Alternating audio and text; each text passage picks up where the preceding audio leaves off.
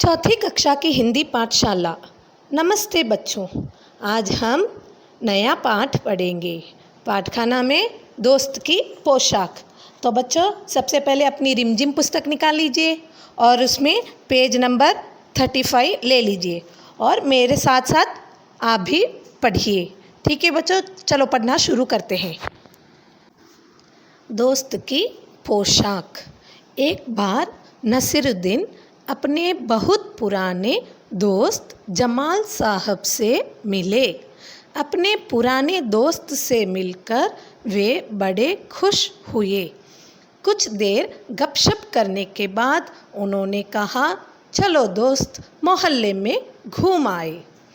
जमाल साहब ने जाने से मना कर दिया और कहा, अपनी इस मामूली सी पोशाक में मैं लोगों से नहीं मिल सकता।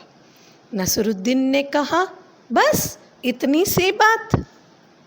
नसरुद्दीन तुरंत उनके लिए अपनी एक भड़कीली अचकन निकालकर लाए और कहा, इसे पहन लो, इसमें तुम खूब अच्छे लगोगे, सब देखते रह जाएंगे।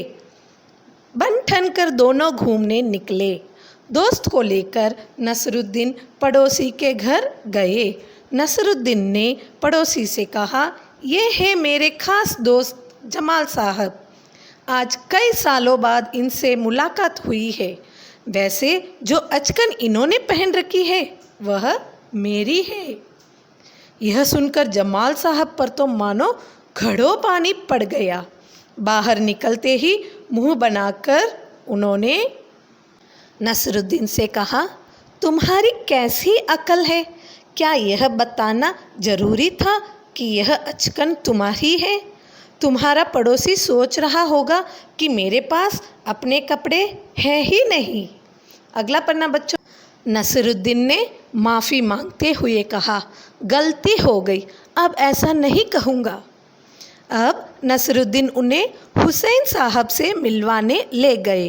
हुसैन साहब ने गर्मजोशी से उनका स्वागत सत्कार किया।